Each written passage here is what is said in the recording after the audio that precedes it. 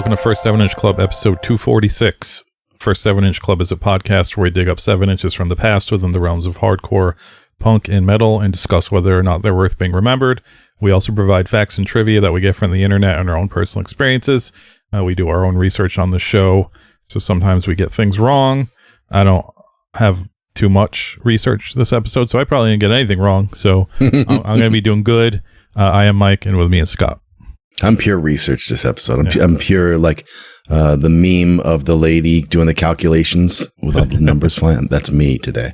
I don't have much to say today other than I don't know if we got a lot of feedback on it, but I think we're just going to let Spotify drift off into the into the horizon.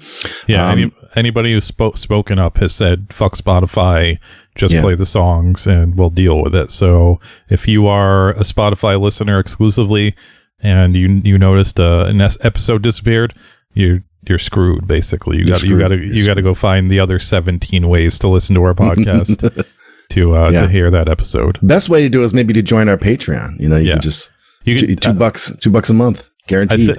I think if you join free, you still get the Patreon feed for the podcast. Don't tell these people that, Mike. Okay.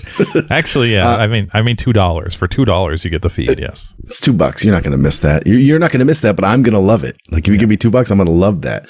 So that's what we're going to do. We already got copyright stricken on the Hate Breed episode almost immediately. I pushed back and said, it's fair use. Doesn't matter. I'm sure it's going to take down the episode.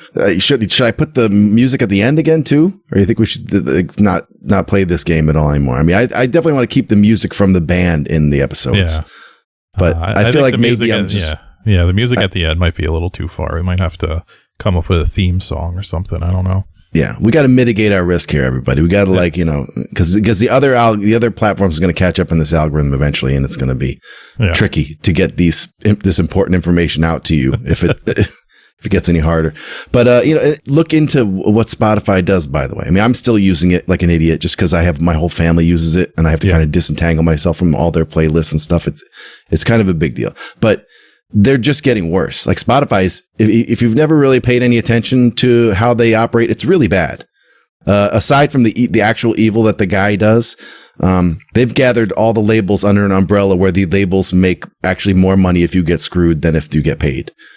Because they made the labels their partners. Yeah. So the labels actually get stock, they get money from the stock of Spotify. So you can't win anymore. And that was by design. So that's all, let's maybe let's pull the plug. Let's get out.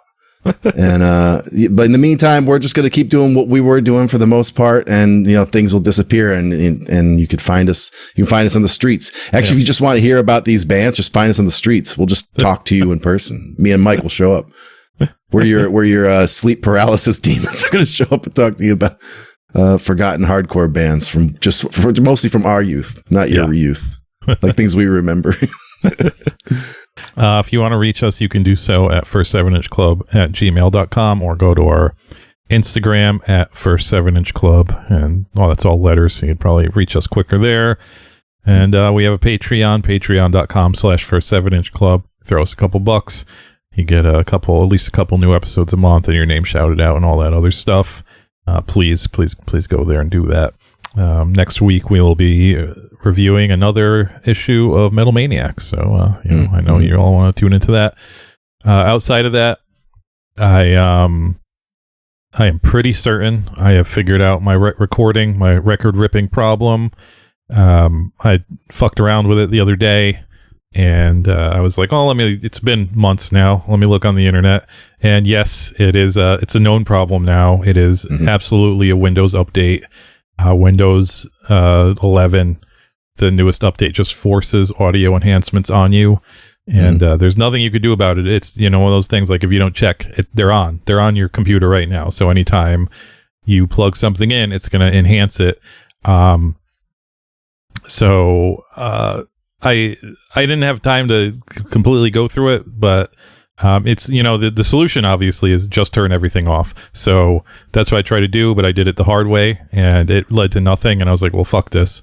And so I stopped doing it. And then right before we started, I plugged in my mixer for my podcast. And I was like, well, let me check what this pulls up when I plug this in. And yes, it pulls up automatic voice clarity, which is why I sound so silky smooth all the time. Is because I'm using AI. That's how I sound great. But I was like, oh, fuck, let me just plug in my record player real quick and see if it does the same thing. And sure enough, it reads the USB as a microphone, and it just automatically pops on voice clarity. So I assume that's what the problem is. I haven't had a chance to actually rip a record yet because it was literally 10 minutes ago. But so we will be back to reviewing records you don't want to hear about at all, and will not give us copyright strikes very soon. So you have that to look forward to, I think. Actually, I want that AI though, because you know when some people talk, when they say they're bees, it's really hard. Like, it comes out really like explosive. I want those lungs. I want whatever lungs give you the big B. That's what I want. So if there's AI that can impart me that sound, you got to get the Windows 11 forced update in there. There you go. I don't rip records. I don't give a shit.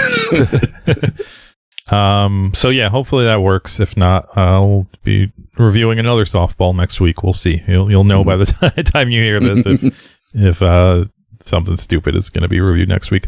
Outside of that, I do have a scene report. I'm going to do maybe half of it here and then leave the half hanging for the patrons.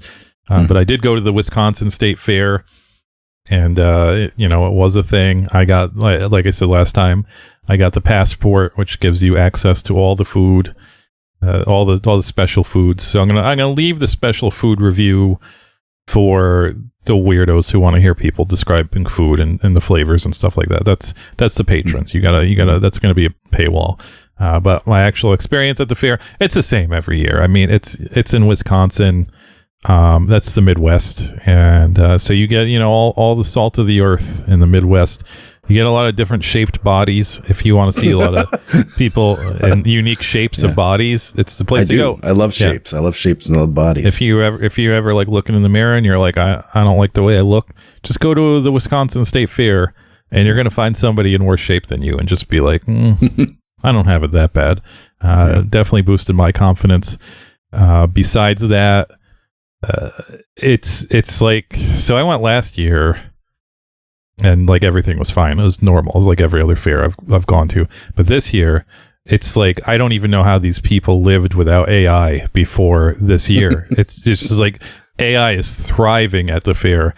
I'm not going to say like every single booth is using AI, but a lot of them are for their signs, obviously t-shirts, just which is such a racket. Just paying somebody $30 for some fucking AI bullshit t-shirt is insane.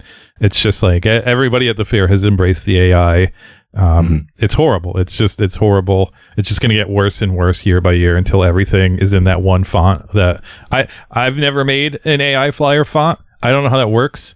I don't know how they all have the one font. I don't know if you input in the AI, if you say, can you do a different font? And the AI just says, no, this is it. This is AI font. Yeah, this is AI font. This is the only font we own in the AI universe. This is that scratchy font that Tear It Up used back in the day. But yeah, like I don't know. I don't know why they all have the same font. I don't know why somebody just says, don't do that font. AI, can you make the flyer not look like AI? Can you do that? Yeah. Like, I don't know. I just don't know. So that sucked. But I kind of expected it. I did expect more AI shirts, and there were some normal shirts because it's. I saw one that said, let me see. I took pictures of these, so I don't need to just do it off the top of my head. All of my favorite shirts that I saw at the fair. I did see a bear koozie that said "openly gray," like for old people. I thought that was pretty good. There was just an Iron Maiden Future Past World Tour 2024 tank top just hanging out for $5, as if like used? They're. No, like there's like, it was, one of the t-shirt booths and it has all the novelty t-shirts, and there's like a Grateful Dead tank top and Iron Maiden tank top, and those are the only bands I think they had. And it's just like, their Chinese supplier or whatever is like, this is it. Well, you got this one Iron Maiden shirt from which band you like? This one Iron Maiden shirt from 2 years ago. I saw this shirt at least 5 years ago at the fair. Buckle up, Buttercup, you just flip my bitch switch. That's my favorite shirt. I should have bought it, but I didn't. I did take a picture of an AI bucket hat of the Joker, but they made the Joker look even more twisted. Joaquin Phoenix's Joker, I should say, and they made him even look more twisted, like Sweet Tooth from Twisted Metal. That was tempting. Didn't buy it. My 2 favorite shirts are one that just says "White Straight Republican Male. How else can I piss you off today?" Hell yeah! And I don't what kind of person's going to be wearing that, and I don't know. This kind of person. Right? Yeah. I'm so pissed off. You're white and straight. I hate that. And of course, my number 1 is "Real men don't wear pink. They eat it." And then, and then in smaller text in parentheses, it says, "If you know what I mean," because you just in case you were like, oh, you know it. Yeah, I mean, pussy. You know it. You get it. It's pussy. That's what it should have said on the back. I didn't check the back. Hopefully it just said it's pussy in big letters on the back. So those are my favorite shirts. I do regret. I think this is like we a while ago when we talked about the articles about the Gen Z stare, and I was saying how people were arguing in the comments about like not answering the phone properly, and that there are people for whom like it is absolutely true that you should pick up the phone and just sit there like just silently on the other end of the phone and wait for the other person to talk. And they are absolutely 100% convinced that that's the right way to do it. And there's no real like meeting of the minds. There's nothing you can do about this. And that's kind of where I think we're at with AI. Like there's people who really enjoy it and they don't see any problem. They're not like, well, yeah, I know it's kind of a cop out. There's none of that. They're like, this is awesome. Yeah. I just talk to this machine and it makes the shirt I want. I just talk to this machine and it makes the song I want. I like talking to this machine and makes a girl for me. Like that's awesome. That's what they like about it. There's no even though it all looks like shit and everybody they post it and everyone goes, that looks like shit. That looks like AI. We hate it. I love it. I fucking love it. It's the best. I love AI. So this is probably what we're going to have a civil war about. Not all the important stuff that everyone's getting real mad about. We're going to have like an AI civil war, and not over, us versus the machines, like you and I are trying to do against Spotify.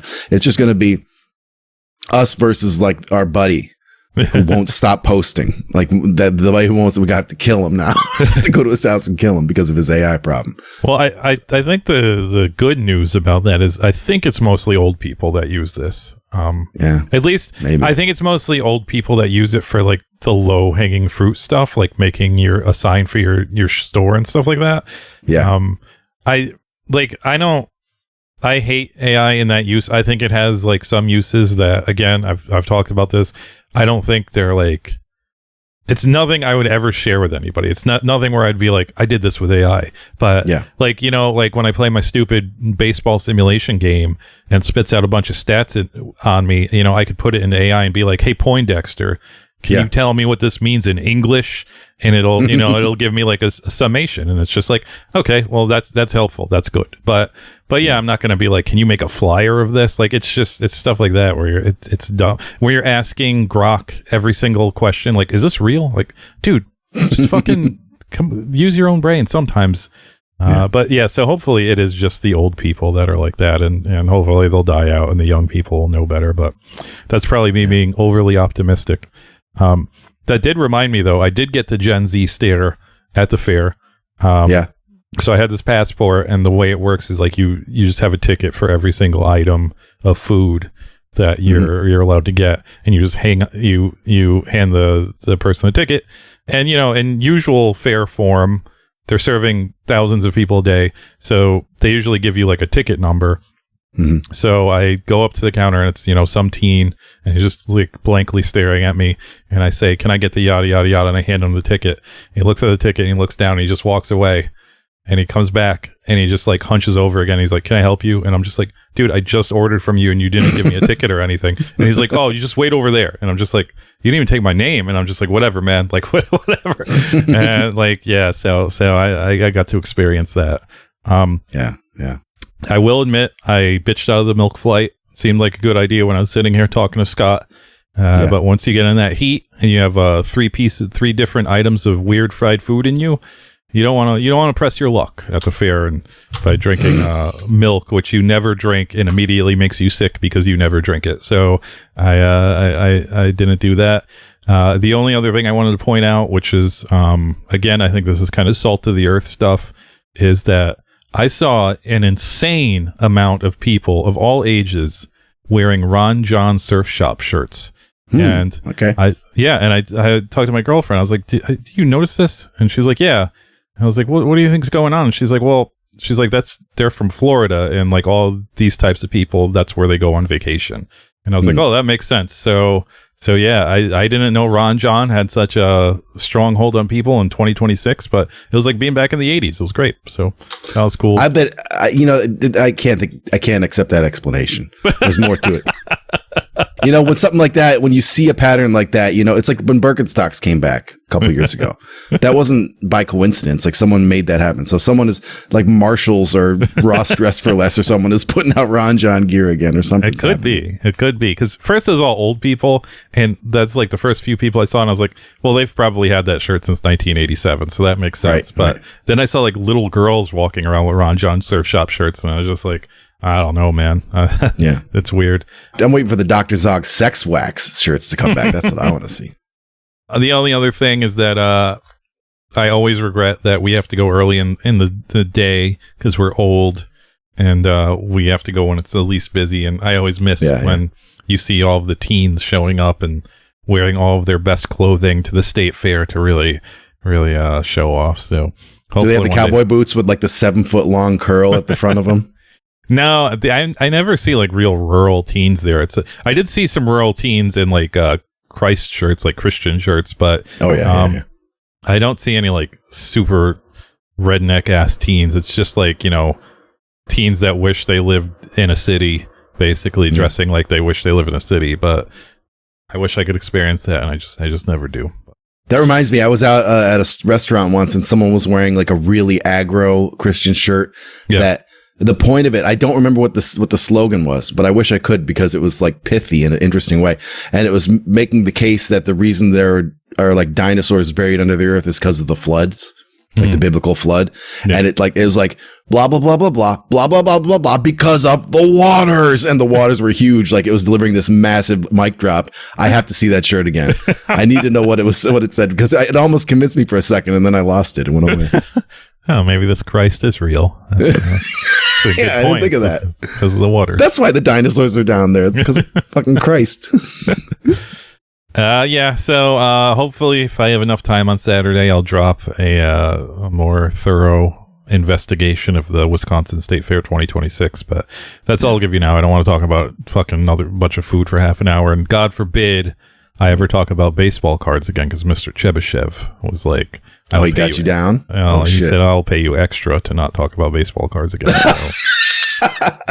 Wow. Yeah. I thought most of the people like when we do the weak spurt stuff. I guess that's the red line, the line in the sand. I don't know. Yeah, people don't like the product. They don't like the hobby. So what are you gonna do? Also, I found out that milk chugging is a widespread phenomenon. It wasn't just the kids of Albia. It has a whole Wikipedia page, and it says mostly that it's the capacity of your stomach. So I think I'm the guy for this. I have like a really high capacity for fluid. I think I could do this. Okay, man. Stay tuned. It's Patreon exclusive. You can see me either drink a gallon or retch a gallon all over my camera for $2. It's gonna be B. So if you have a little puke fetish, this is your chance. You're not getting puke fetish content for only $2 a month. So that's probably new tier. Got to be a new tier. Yeah. That's a premium. That's for premium on the dark web. So we're allowed to charge per post. That's gonna be the first one. I put $24 or something. That's what OnlyFans does. So there you go. Yeah. Just a little pay-per-view of Scott's puking all over the place trying to drink a gallon of milk. Okay, before we get into what we're talking about today, talk about our friend at stateofmindrecordings.com. Stateofmindrecordings.com is a website on the internet. It's also a distro and a record label, and they sell old records and new records, and old records that have become new records, and they sell them all for very cheap prices, along with the cheapest shipping in the game. Only $5 flat rate domestic shipping for as much as you want. Just pile it all on. Thousands and thousands of pounds of records. It's just going to be $5. So go there, buy some records. Every week I like to feature a record that you can go look at or maybe buy other stuff, but I'm back on my game again. I decided to do a little search for BBC, and there is a ton of BBC records on fucking stateofmindrecordings.com. I could start my collection. He has a ton. So one of them is Blacklisted, live on BBC Volume 1 from 2010. I actually like Blacklisted, so this is cool. This is only a 7-inch. They didn't get too much material. It comes with a story. It says in 2010 they're in the middle of a European tour and they missed their flight to Ireland, and they were just like, let's just break up, which I respect. I respect that kind of when you're just like, I'm defeated. Let's just break up. They ran into Liam Gallagher, and then I guess before all of this, they recorded 4 songs at the BBC for a radio show that's just called Punk Show with Mike Davies. And so you get these 4 tracks on a 7-inch. I don't know what 4 tracks they are, but I like the first few Blacklisted records, so this is of interest to me. So I think if you are like me and you want to start your BBC record collection of weird things that should not be on the BBC, here you go. This is a perfect one. $6.50 on stateofmindrecordings.com. That's pretty good. Well, it's 7-inch, but still, that's a pretty good price. Yeah. You can get Cave In. So you can get Blacklisted, Cave In, Terror, Touche Amore. I'm going to call them Touch Amore. Touch Amore, and the Wear Your Wounds, the Jake Bannon thing. Oh, is that what that is? Yeah, there's 2 versions of that. Clear and Yellow. I assume that was some like silly emo band, but I guess not. I've never heard Wear Your Wounds. I don't know is this the one with like the spooky lady? What's the one? There's a moon one or something. That's like a witch lady. That's like Wolf thing. Moon or something like that. That's not Wear Your Wounds. Yeah, that's not Wear Your Wounds. Well, this is a Jake Bannon thing. I don't know what it sounds like. I never listened. So I'm answering questions from my youth today. First one is that my front page had the MDC album Metal Devil Cokes. MDC is not explicitly for 7-inch club content, really, but I mean, I don't have anything against them.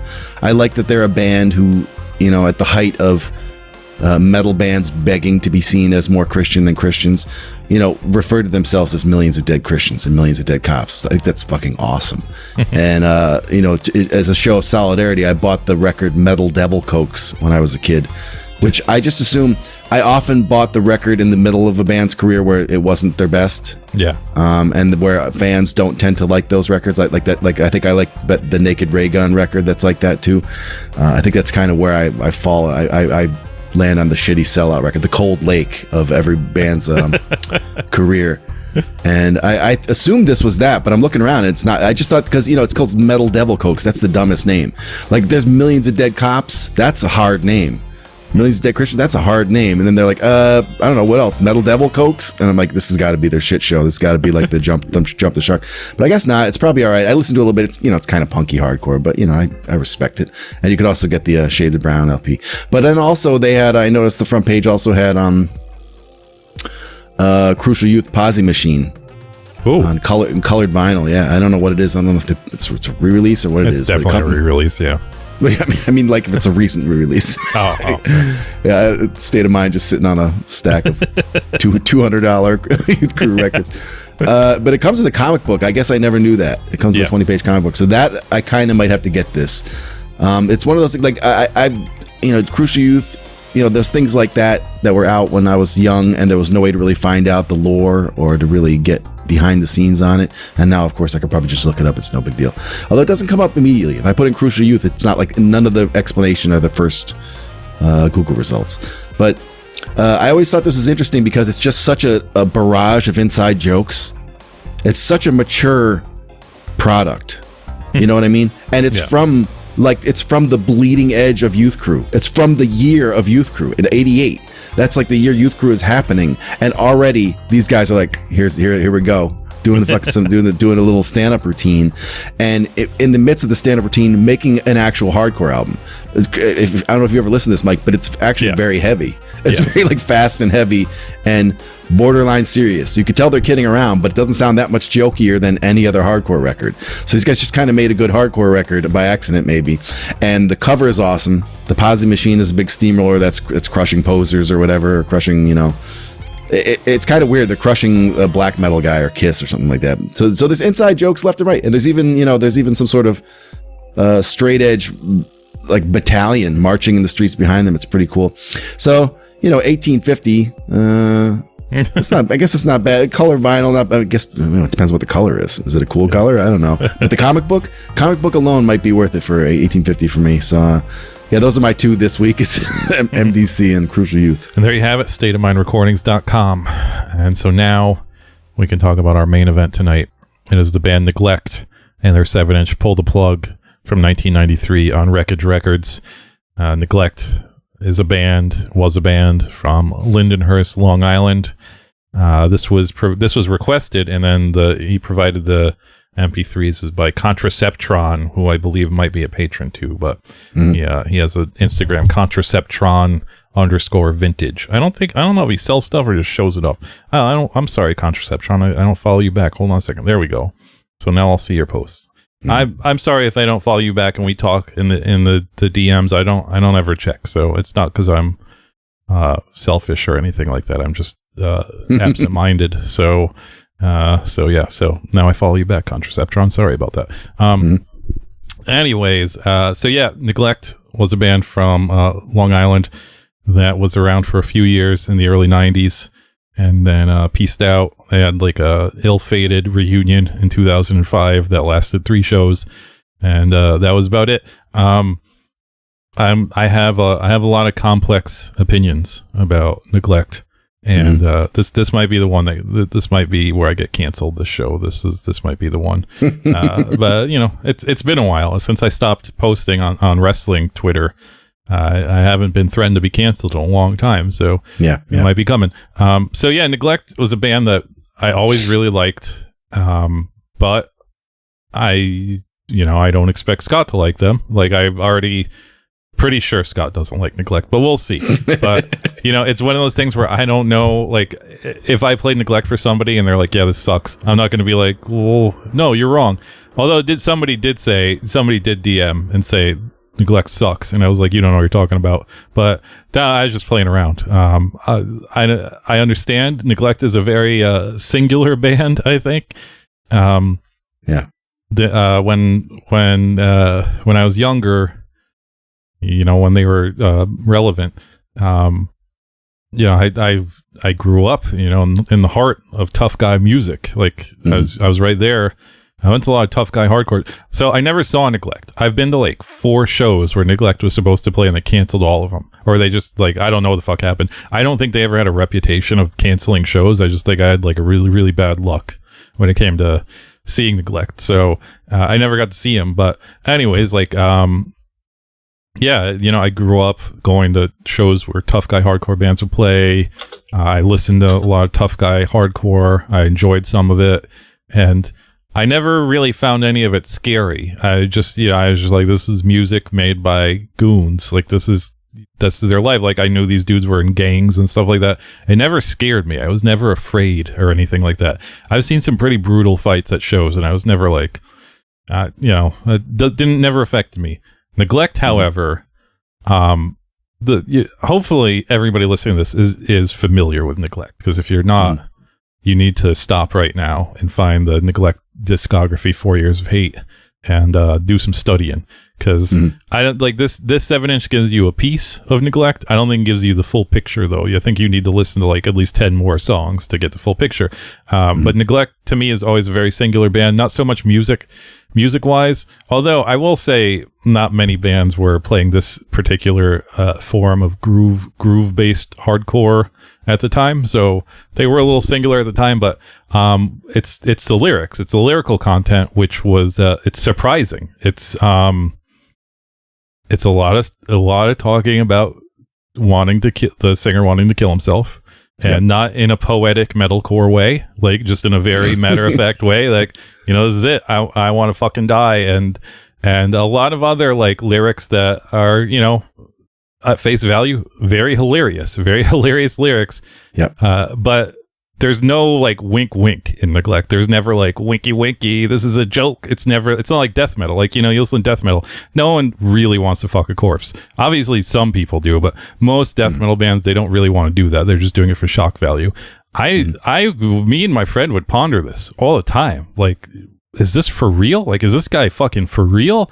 And so I wouldn't say Neglect was scary to me, but they are definitely like, a little sketchy, like maybe even more than a little sketchy, where I was like, these guys are kind of sketchy, because this is like to be a singer that sings about this stuff and then have 3 other guys that are just like, yeah, man, this is great. That's that's 4 sketchy guys. That's like 4 sketchy guys.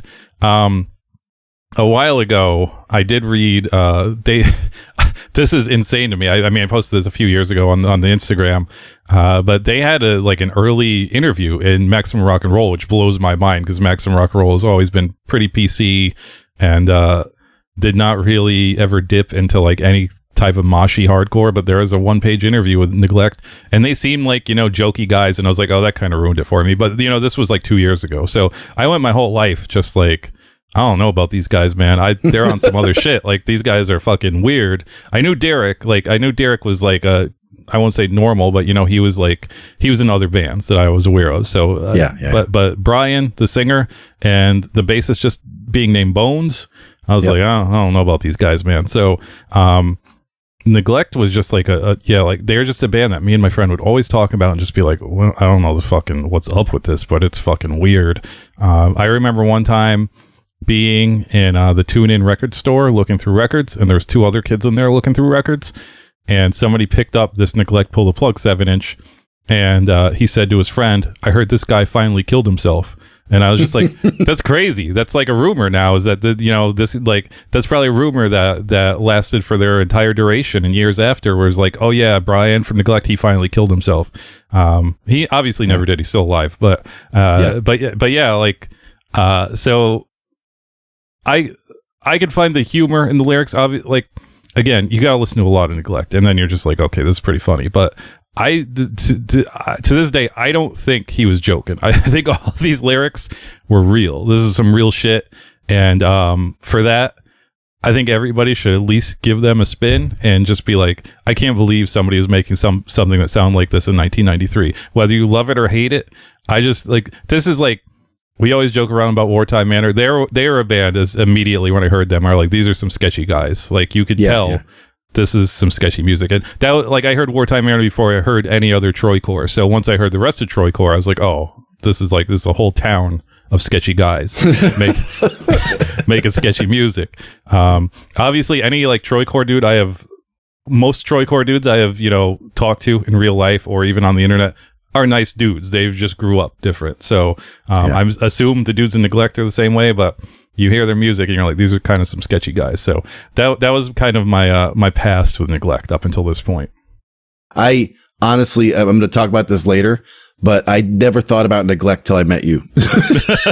Not even a little bit. And I had them in that kind of bucket of my brain that stored bands that, like, my favorite band's favorite bands. Like Monster X covered, Negative Approach. Yeah. And I just thought Negative Approach and Neglect, they were the same band. I thought that they were just like, I was like, they're just there's some very, sort of dark and sinister band, but from the prior era that doesn't apply to me. And that's what I thought Neglect was, that they were like, one of those, 5 years older bands of like very hateful, angry. I knew that they were like angry and like upset and stuff like that, and in a different way. I never listened to it. I would have expected something different than I heard today, though. That's what. that's all I'll say. Okay, so going down the list. So Neglect was basically a band called Vice Grip before they became Neglect. The only different member was Derek. Derek was like the outlier, and that's when they kind of morphed into Neglect. So John LaFada.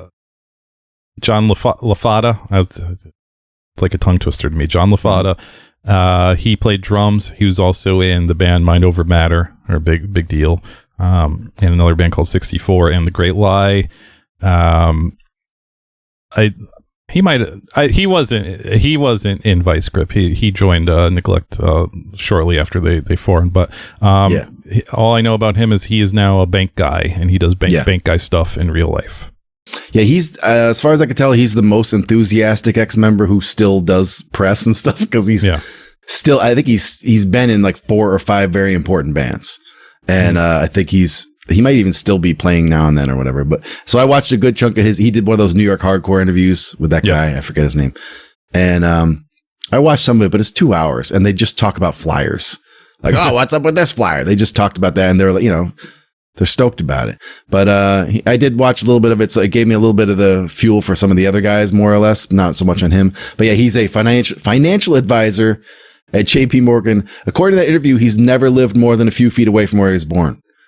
Like he just keeps moving, like buying other houses in his neighborhood and moving into them. And he's like less than 40 feet, I think he said, from the same house that he was born in, which is pretty crazy. Next up is Derek Schilling. He played guitar. After Neglect, Derek would start a band called Cleanser, which was like the post-Neglect band, and I was hyped for them because I was like, oh, there's a new Neglect band. Never liked Cleanser, never got into them. They weren't too good. He also did a band called Arkham 13 that I remember buying the demo directly from him at a show once in Long Island. They're fine. I guess he did some time in Tension Asterisk, which was the Long Island version of Tension that wasn't the Florida one. And he's currently in a band called The Unalived, which if you go to their Instagram, they were very, because they followed us, so I followed them back. I was like, oh, new Neglect band, and they're very active as soon as the band started, but not so much. I don't think they've posted it in about a year, but very early into the old guy using AI trend, because their whole Instagrams is AI. This is what might cancel me. I think the name The Unalived is like a joke, because I hate that term. I think it's shitty. Obviously some people I think use it as a joke. I think some people really use it because they don't want to say dead or whatever. And I don't like any of that stuff. I don't like when people, this is where I'm getting real conservative. I don't like the term unhomed. I think it's the same. It means the same thing as homeless. Homeless isn't like a derogatory term. I get stuff at work for like, from companies that are making things, and like I get stuff for like transients, like to keep transients away. That's a bad word. Calling homeless people transients is bad. That sounds bad. Saying unhoused is just as stupid as saying homeless. Stop saying unhoused. Stop saying on everything. Just use the normal word. It's not it's like it doesn't make you more woke to say unhoused over homeless or whatever the fuck you say. Say partner instead of girlfriend. All that shit is just like, I am too old for that shit. I think it's stupid. Mm-hmm. So I assume Derek is in the same boat as me, where he's like, we're going to call our band The Unalive because it's funny. So I think that's funny. Also, I should mention that Derek did an interview with No Echo, and it's also in his Instagram profile, where multiple times they talk about how they started, they were one of the pioneers of beatdown hardcore. I would never classify Neglect as beatdown hardcore, but it seems like they got grouped into that. So I don't know. I don't agree with that, but I guess other people do. But they were never like that chuggy to me. I mean, they're chuggy, but not like in that way. Not like Bulldoze. Bulldoze is like what I imagine is the pioneer of beatdown hardcore. But yeah, I guess Neglect is proud of that now, which is weird. It goes further than you think with the AI thing. I don't know if he's looked at his YouTube page. No. Poor Derek, still active in metal, but so what he says is he's moved to North Carolina and he's gotten very into AI. So if you go to his YouTube page, it's a band called TSP that is all AI. The music is all AI. He just plays guitar over it. He feeds in like a lyric sheet or whatever, and then he plays guitar over it. It says guitar is me, and it's all caps with lots of emojis. Guitar is all me, but drums, vocals, bass is AI. Don't like it, don't listen. Go eat a sack. You know you aren't going to dig it. Just too PC, except for Mike. Mike wants to say the N-word. Just too PC to admit it. And it says, I've dealt with drama, egos, fights, scams, been ripped off, scumbag, diddler band members. I'm 53 in a state I know pretty much nobody. And with the amount of music I have written going back to 1992 and of all different styles and genres, this is truly the best option. I don't look at it as AI. I look at it as my actual guitar playing and lyrics, and I got the best session musicians to play them. I play music for its therapy, and how I make it is my choice, not yours. You like it or not, it's all good. So here, like I said, we're having a civil war. It's on the way. I'm sorry, Derek. But yeah, he posts full on AI slop. He posts little animations of demon creatures animated, like singing these songs that he plays, and it sounds like you expect.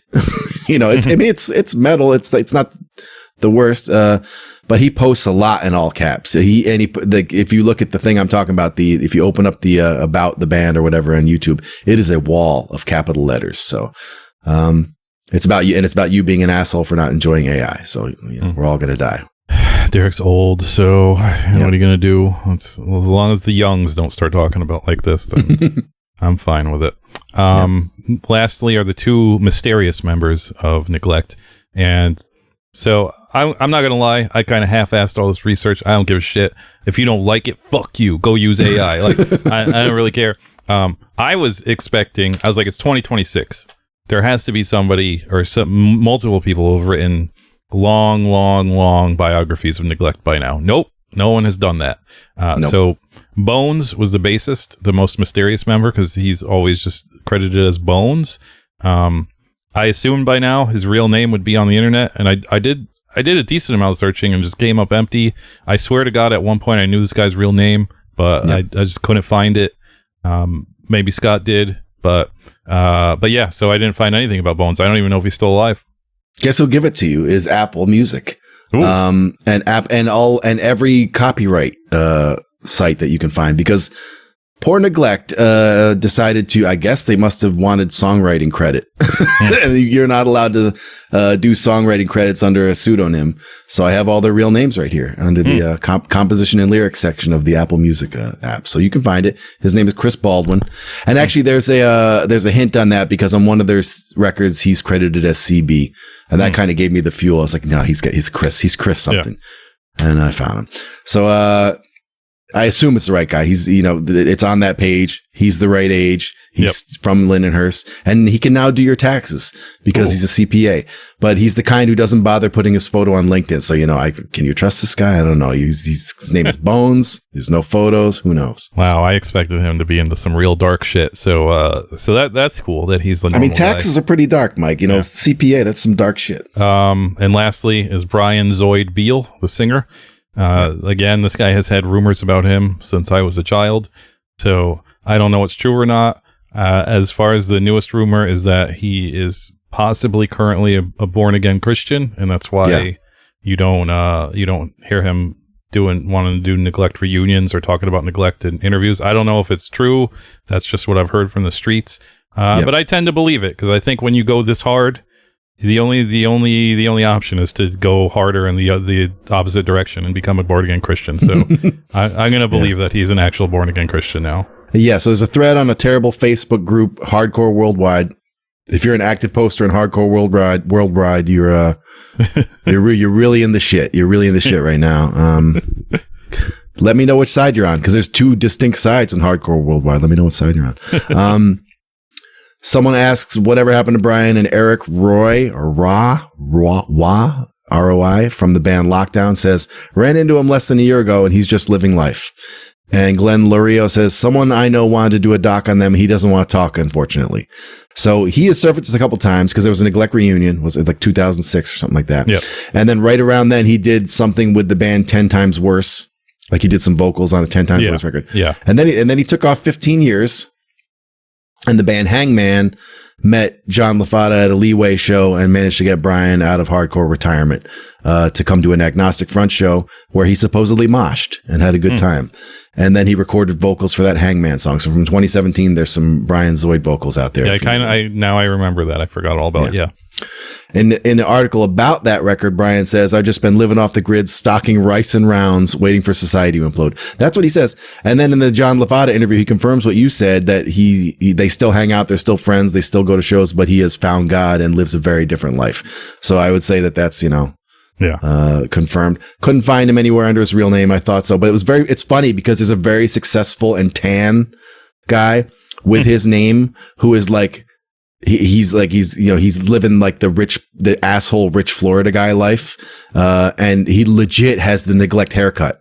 Like he has the fucking first set of records Neglect haircut, that like military like bowl cut that Brian had. Yeah, I dug for a while. I was like, this is him. This is fucking weird, and I dug for a long time trying to find a way that this could be Zoid, but no, it's not him. There you have it. So this was on Wreckage Records. We've talked about Wreckage Records before. They follow the Instagram. I'm sure they're going to listen to this episode, maybe, I don't know. Started and co-owned by Pavlos and Amber Green. Pavlos Loanidis and Amber Green. They're still around in, I think, some form. Obviously, they have an Instagram. I think they still put stuff out. But yeah, they put out a lot of seminal New York and Long Island hardcore stuff, including Madball, Yuppie Side, SFA, Mind Over Matter, Die 116, Gin Mill, I don't know what Gin Mill is, Still Suit, and all the rest, Bad Trip, and all the rest. Irony and Lightfoot, that's where we talked about. We talked about the Irony and Lightfoot episode. But yeah, great logo. Always had a great logo. It's on this record. And, just one of those record labels I grew up with, living so close to them. Yeah, so I decided to look up Pavlos and Amber. I didn't do it last time, but as Discog says, they moved to Greece ages ago, and Pavlos runs a club called the Principal Club Theater. And I'm a little confused about Greece because almost all of the marketing and advertising and all of their social media pages are in English. Do Greek people just speak English? Like none of their ads are in Greek. So I don't know what this is for. And there's a lot of Clutch flyers. I mean, it seems like for just one Clutch show, these guys were really looking forward to the Clutch show more than anything. Like they couldn't wait for Clutch to come to Greece. So that's going on. I guess they're still married. That's a pretty old interview I read, but it said that they're still married and they got kids together. But I think the interview's from like 2016. So those kids are like 40 now. They moved out since then. And the last time we talked about this, I don't think I even registered this.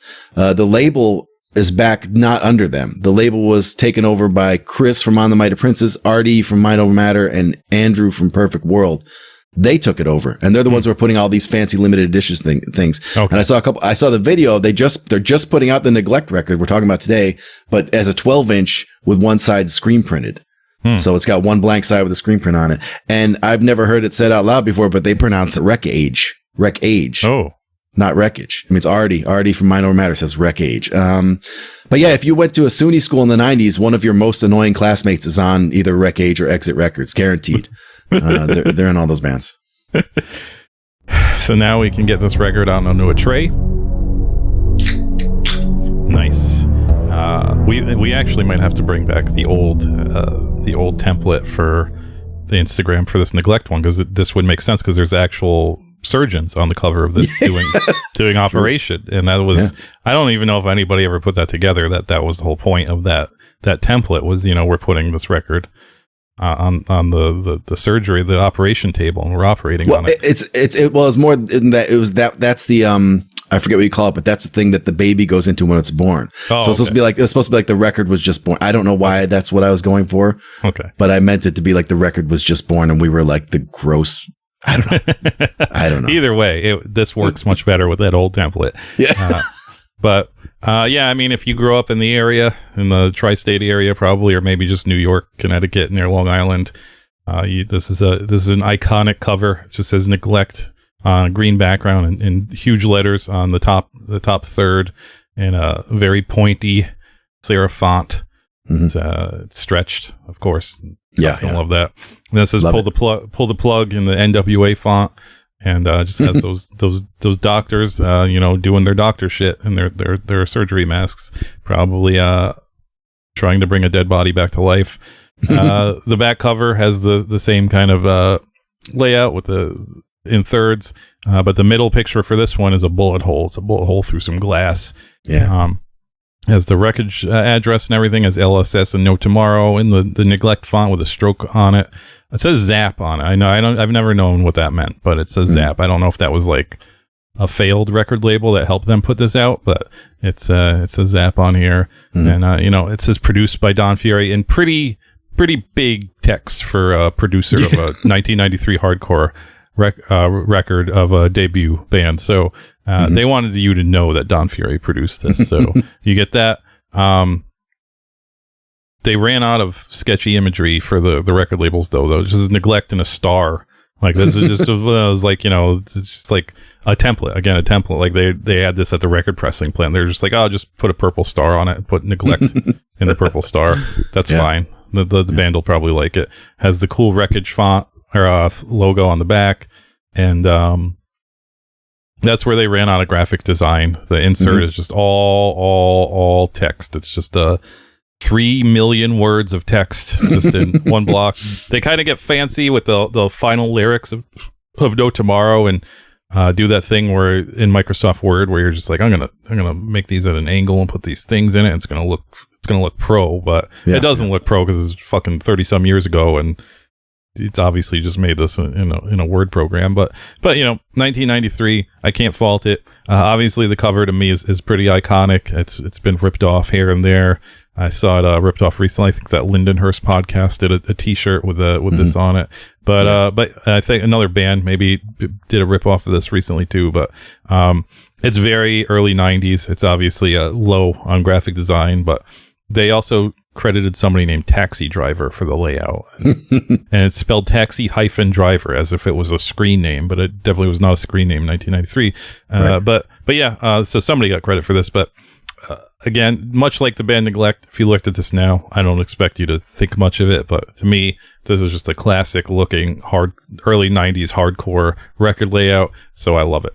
Well, they've done it, Mike. They've predicted 2 of the most influential fonts of the 2010s. Here we have a very condensed, mushed up version of the Stranger Things Benguiat font. Oh, that's true. And as well as the rare and hideous all caps version of the Drive font, Mistral. That's interesting. Like when it's all caps, it's the NWA font. Yeah. And when it's not all caps, it's like the classy Drive font. So Mistral in all caps is just one of those. It's like, it's funny. It kind of looks like the back of the Alt Weekly. It looks like one of those diner fonts. And it's how it is. It deletes all of the Michael Mann shine from the font entirely. But you can't beat this juxtaposition of ideas. Pull the plug under a picture of surgeons is like, there's no gore, there's no blood, there's nothing really you can't see on this thing. But it's really disturbing. It's like, industrial music, like noise guy disturbing to just say pull the plug under a surgeon like this. And the back cover hits you with the new tasty sans serif font. I'm not sure which one. And you get a wet bullet hole, like the wettest. It's just a wet bullet hole, steamy, humid, a lot of droplets. Great photo.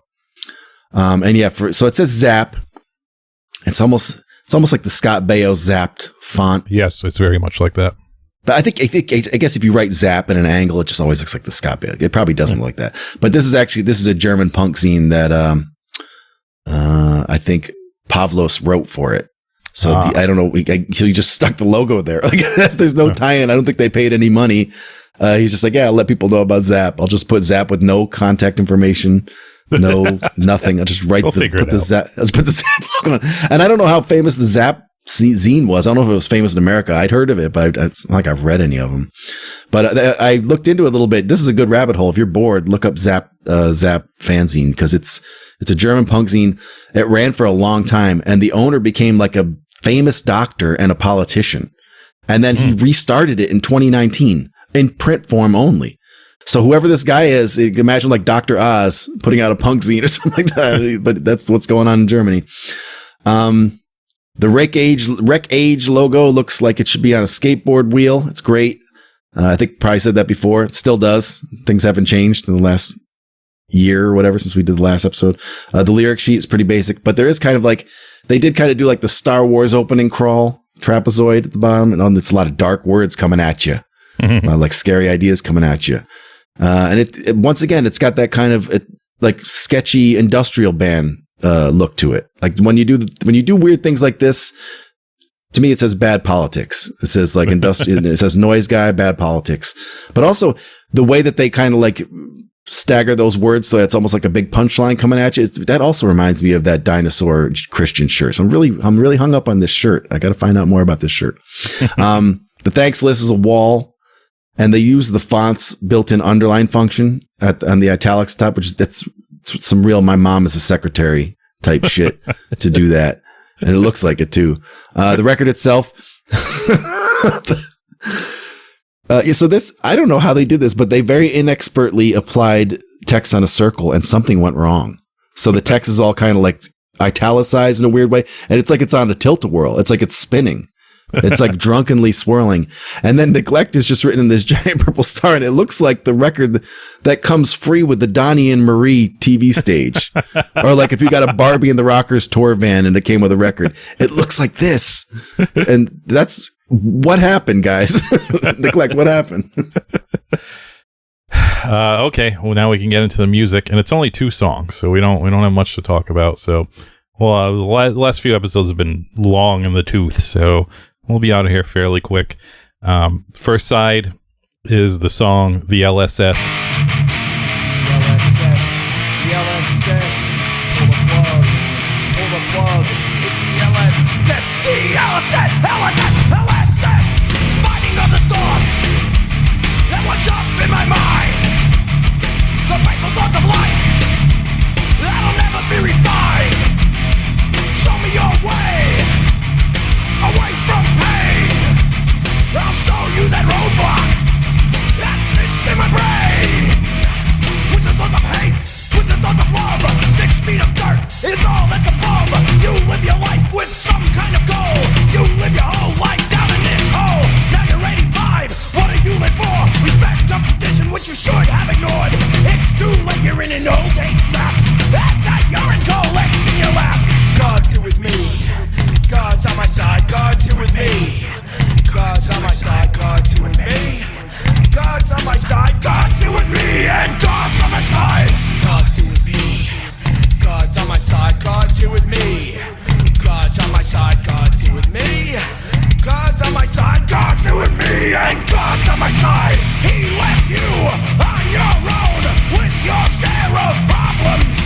He left you on your own with no way to solve them.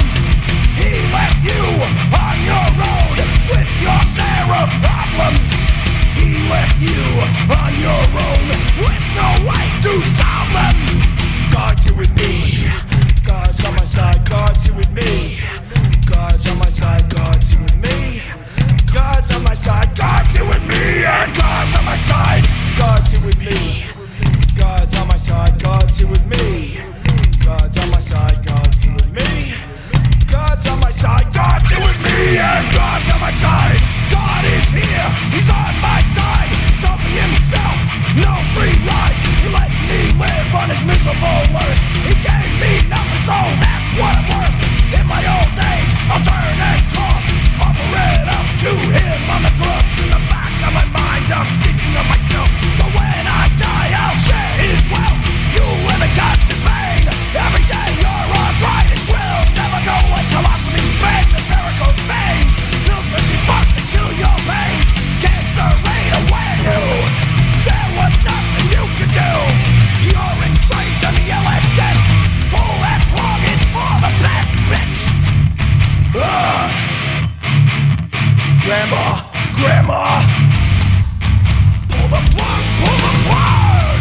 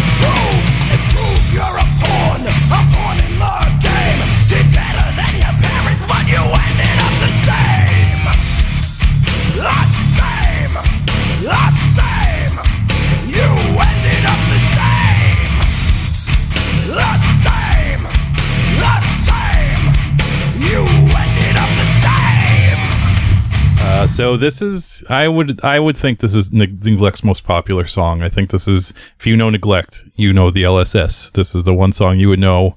I feel like they've recorded this song 57 million times. I think it's on every single thing they've ever recorded. I'm probably exaggerating, but I think it's out there a lot. So the So I talked about the lyrics earlier when I was telling my neglect origin story.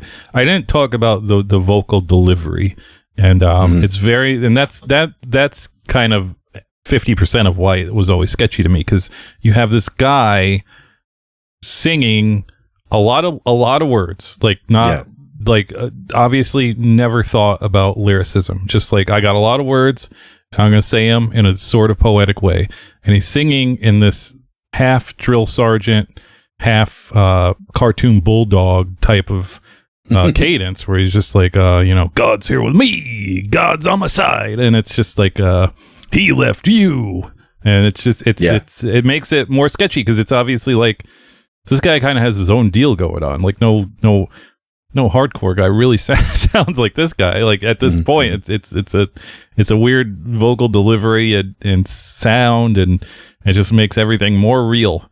The music, though, is very crunchy, very chuggy, and very groovy. Those are the three words I would use to describe Neglect's music. You're going to hear a lot of chugging, you're going to hear a lot of grooving, and a lot of crunching. So this song, the LSS, is the life support system, the thing. So it's either about his grandma or grandpa. I don't know if it's one or the other. It's some old person in his life and them being on life support, and that's where pull the plug comes from. It's talking about pulling the plug on one of his grandparents. Again, highlighting Neglect's lyrics. This is the only place you're going to hear somebody say you're in an old age trap as that urine collects in your lap. And it's very visual. It's, again, 1993. They recorded this in 92 too, so it's even older that they came up with this shit. In hardcore, you're still hearing about being stabbed in the back. You're hearing about unity. Bands were getting a little weirder and starting to use the kind of the metalcore, like I'm fighting all of these imaginary demons type of lyrics. No one's talking about urine collecting in your lap in 1992. So this song goes into a chorus several times, and it's just the big tribal drums going boom, boom, boom, boom, and it's Brian saying, "God's here with me, God's on my side. God's here with me, God's on my side." But he's talking it with a reverb effect on his vocals, while he did another track where he's whispering it too. So I really need to know Scott's opinion on this, because I don't know if the whispering and the reverb cancel out the talking vocals, but I gotta know. The cadence and everything is almost like he's freestyling, because it sounds like, most of the lines they don't match up. He's just kind of rhyming things, and it sounds like he's really like this is almost rapcore. It's almost more rapcore than it is beat down hardcore, honestly, because it sounds like he's rapping. Another line, he says, "Colostomy bags and varicose veins." Only hardcore song you're ever going to hear the words "colostomy bags" and "varicose veins" back to back. And of course, the only reason anybody knows, if you're not a Neglect fan, and if this is the only song you know, and it's because of the greatest mosh call of all time, where Brian says, "Grandma, Grandma, pull the plug," and and then it goes into a very, very, very intensely long groove mosh part after that. But it's cool because it gives you a chance to maybe finish your drink, put out your cigarette, and then you could rush to that mosh pit and why put out the cigarette? Bring it with you, man. 92. You're not putting out that cigarette. You're bringing it to you in the mosh pit, finishing your drink, paying the check, and you still, even with all that done, you still got a good minute to mosh this part, because it's fucking long. It's a very long mosh part. I guess this is where maybe they consider themselves beat down, but I don't think it's like that. I think this is a little too groovy. This is not my favorite Neglect song, but this is a Hall of Fame hardcore song for me. I think it has every single element. It's missing one element, which I'll talk about in the next song, but it has just about every single element of Neglect that you would want in a Neglect song. Yeah. There's zero chance I would have vibed with this as a teen. No, I don't think so. This would have been a brick wall to me. I would have said, what? So yeah, if you're not paying attention to the lyrics, this is some of the goofiest, like ignorant mosh imaginable. Everything Brian says in this song, I think he's got some variety, but everything he says in this song is like, "Call for backup," on your feet, boy. It's definitely wartime manner. It's the first thing I thought of. It's like, oh, this sounds like wartime manner. Yeah. Would not have flown with me when I was younger. I didn't have the gland or like the special bone in my skull that lets you process this. And even it's kind of a challenge. But it's hard not to appreciate, as Mike has said, how blunt and ridiculous the lyrics are. And I've since watched a handful of Neglect videos, and, you know, seeing how he operates is fun. And, you know, also like Neglect seems to also have a habit of writing long songs that change drastically in the middle. Like that seems to be happening quite a few Neglect songs. So when this one changes, it changes to something pretty good. Like the sort of the groovy thrash part in the middle is very solid, and the whole vibe of the song changes for him a little bit, and it's kind of cool. And then when they make the famous transition to the most formal mosh part I think I've ever heard, I laughed out loud. I was like, not the grandma thing either. I laughed at the mosh part because this is such a mosh part. I was like, holy shit, this is like, I don't know if I've ever heard the platonic ideal of a mosh part. This is it. Like, what must life have been like in the pit for this? Probably really bad. I bet a lot of plugs were pulled in the pit of this song. But it's like, I don't like the whispering. The whispering is kind of funny. You know, have you seen, you know, the guys who do like the cadence calls, like for Patriots? Like just like like muscular like ex-Marines who just go That's what he said. He's going, God's with me, God's on my side, God is here with me, God's on my side, God is here with me, God is on my side. He kind of gets into that, like, you know, jumping jacks thing, like he's doing calisthenics. It's a little weird, but I can definitely see something in there. Like I could see some wisdom in this. I don't think I would have parsed it properly when I heard it in my teens, but I can definitely see where it's weird that he is this fucking gone over this kind of like regular music, that he is way gone. I think that's interesting. So you flip it over to side B and you get the track No Tomorrow.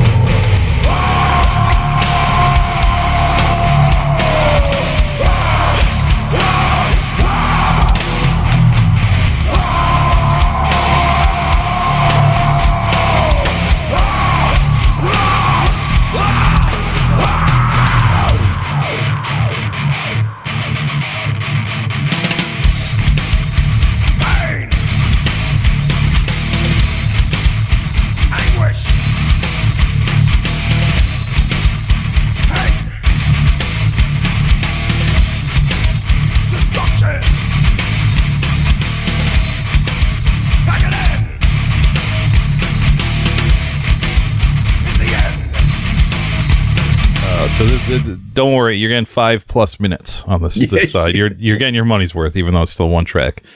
So to me, this is kind of a Neglect deep cut. I think I would name 20 songs before I would even think about No Tomorrow, even though this is off their first 7-inch. I don't even know if, I mean, it has to be on their discography, but I don't even remember this being on their discography. But it had to be. That just reminded me. I've completely forgot to mention how Neglect was on We Bite, which was like always a sketchy record label because they were like openly bootlegging shit. But but like some bands were like, I don't care, and they were just on We Bite, and so that was another thing that always made Neglect sketchy to me. They were just like, yeah, we're on We Bite. What are you gonna do? So so they had that. So I need to get a Euros perspective on Neglect because they must have fucking loved this shit. So this has like they actually sound European. They kind of sound like they would play with those bands. Yeah, man. Like the 90s Euro bands, like this is like right up every single 90s Euro band's alley. So yeah, I'm surprised. Again, I'm surprised there's not more text about this. But anyways, this song starts off with a good drum check. The drummer just hitting every single one of his drums. It's like, yeah, they all work. They're all working. And then it goes into a real dirty sludge riff. And that is pretty much the foundation of the song. I love that after about 40 seconds of playing that sludge riff, Brian does a count. He says 2, 3, 4, and then they just keep playing that sludge riff, and it's just like, what are you counting for, man? He's counting push-ups, dude. He's doing calisthenics. Yeah, I don't know what you're counting for. You didn't change anything. It's still going. But yeah, the song is 5+ minutes, but don't worry, because 2 of those minutes are this sludge intro. It's just going. And you can mosh this. You can definitely cigarette mosh this for sure. So again, right up front, you're moshing. So this was where I realized there's one important element of Neglect missing on the 7-inch, and it's the bass. Like, you can't really hear the bass. The later recordings, like, the bass would be very prominent in the mix of Neglect records.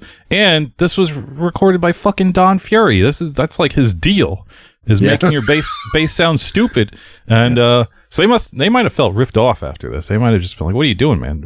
You're Don Fury. We came to you because of the bass. And so I don't know what happened, but it's kind of weird that the bass isn't more up in the mix on this record.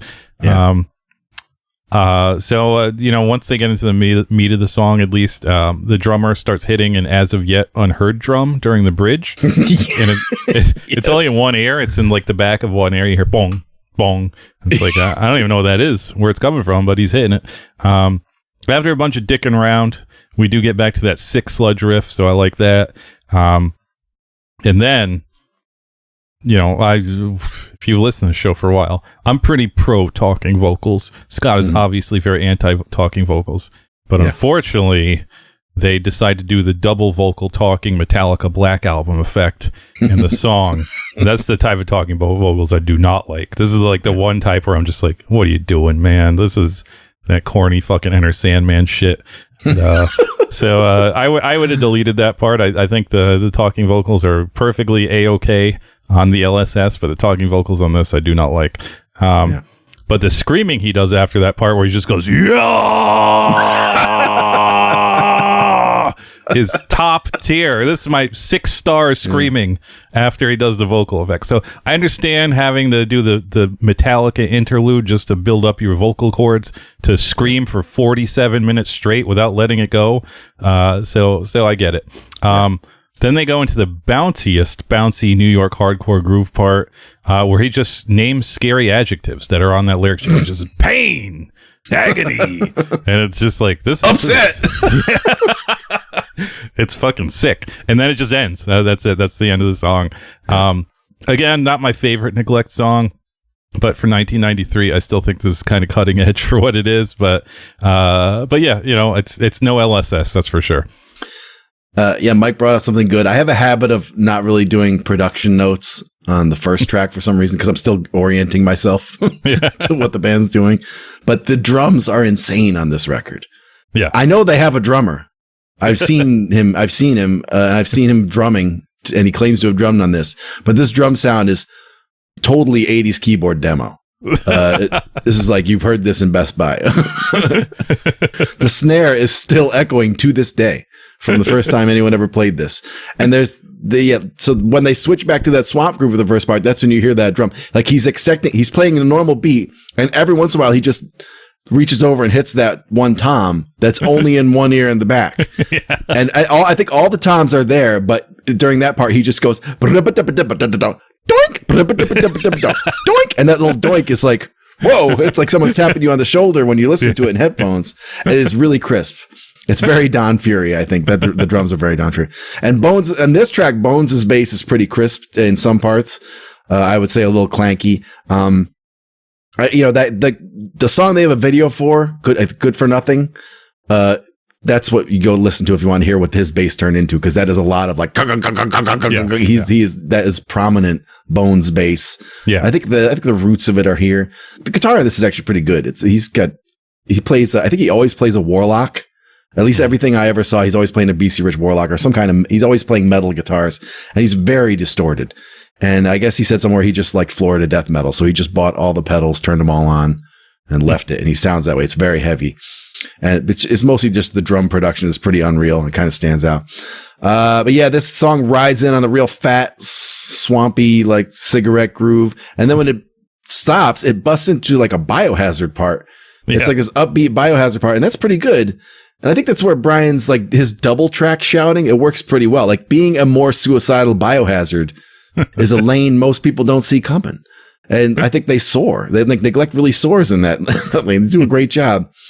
There's a section where he dabbles in some nihilist politics. It's pretty normal for New York bands with this many mosh parts, but it makes things kind of funny in an alarming way right now, because if you, for instance, need to research Neglect in 2026, you end up in a lot of very bad comment sections. Yes. And a lot of very bad Facebook threads. And you guys, you listening out there, you Neglect fans, I don't think I want to hang out with you guys.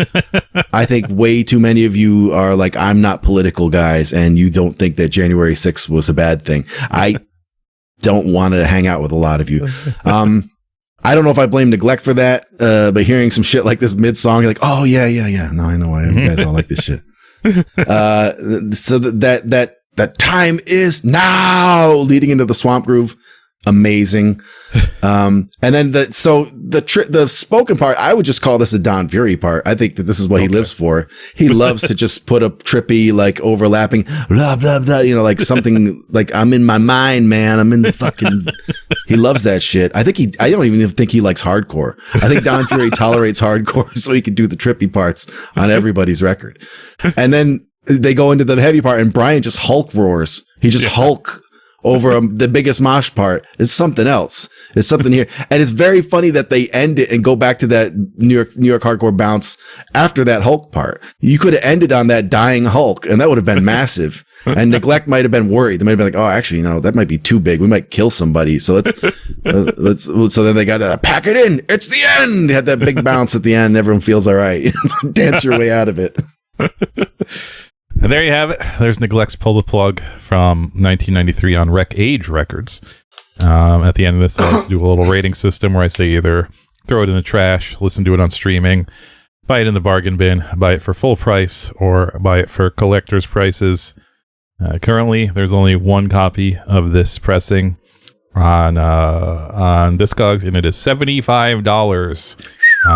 That's if you look at the selling trends, it's just like slowly going up over the years. But I think this is more like I am the only person selling this, so I'm going to charge you $75 to buy it. Yeah. I think this is probably in real life probably close to $30 record, $40 record, which is still a lot for two songs. But obviously, this Days and Rec Age are repressing this, so it'll probably go down in value a little. But before that, you had their shit, which was, this and the Hatebreed split and the Cleanser split and the We Bite stuff. And like, none of that stuff is easy to find.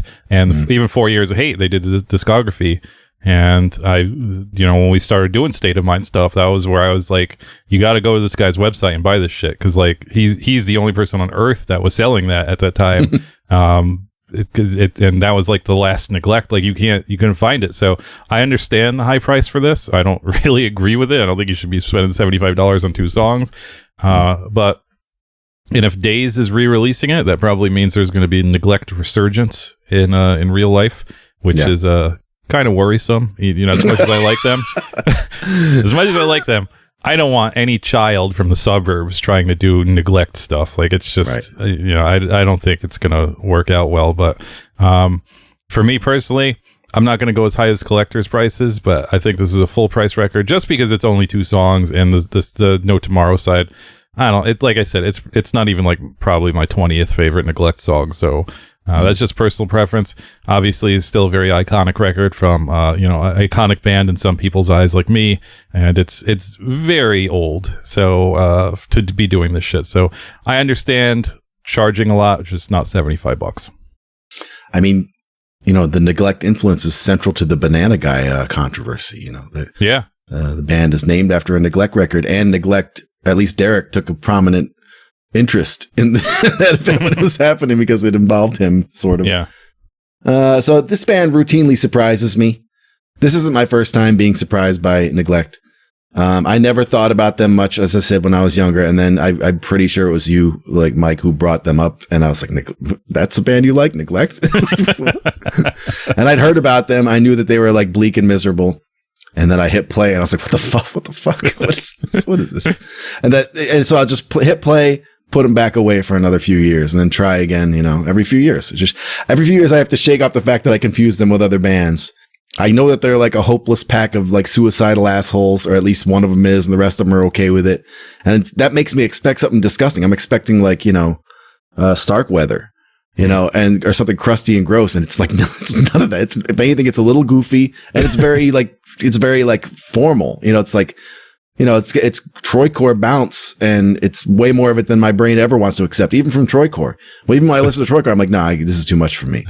So, but if I, like today, if I allow myself to start off in that mindset, if I imagine this is a band from Long Island, imagine knowing the people that I know from Long Island, envisioning their starting point being that they, you know, they like, you know, Sheer Terror and Agnostic Front and that kind of hardcore, but they want to be more hurtful and depressing and hopeless. It kind of starts to make sense.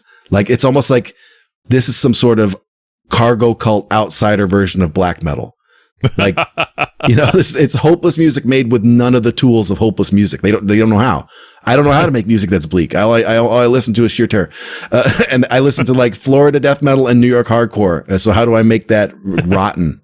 It makes a lot of sense, and I don't even mind it that much. Like, when I think of it that way, I'm like, actually, that's kind of funny and kind of cool. And that video that they made, I keep forgetting the name of the song, whatever it was. But Brian's in a room all by himself, covered in his own blood, singing, "My body is dying to be dead." Yeah. That's a really good line. That's a me line. I would use that line. So here I am. I'm surprised again. Probably is the third or fourth time in my life that Neglect to surprise me. I'm surprised that the most famously discouraging and wretched band in hardcore sounds like this. I'm surprised that they self-identify as Beatdown. I didn't think any band in the world self-identified as Beatdown hardcore. And I'm surprised that it's not a problem. It's not as much of a problem as I thought it would be. That I'm listening to it, I'm like, yeah, actually, this kind of makes sense to me. And, you know, I wouldn't necessarily listen to this again very often. But I think I'm getting simpler, or I'm getting old enough where like my dad anger is making this stuff make sense to me now. Like, the bone is growing in my brain now. It's just piercing my brain, and now I can think this way. And I'm not even deducting points for being 2 songs, because each Neglect song is like 10 minutes long. There's still, I don't know how many minutes of music on this. It feels like a lot. So yeah, for what this is, you can't go wrong. You should buy this for $75. It's $25 to get the new one. Yeah. That's not a good price for 2 songs. No. 2 songs, even with the image. Like, if you really need a screen print of Neglect and you'd rather not have it on a t-shirt for some reason, I don't know. I would rather just pay the extra money for the real version. If it's going to be $25, it's too much. Yeah. Although it looks, oh my fucking God, dude. I think they might have AI'd the image. Oh, sounds about right.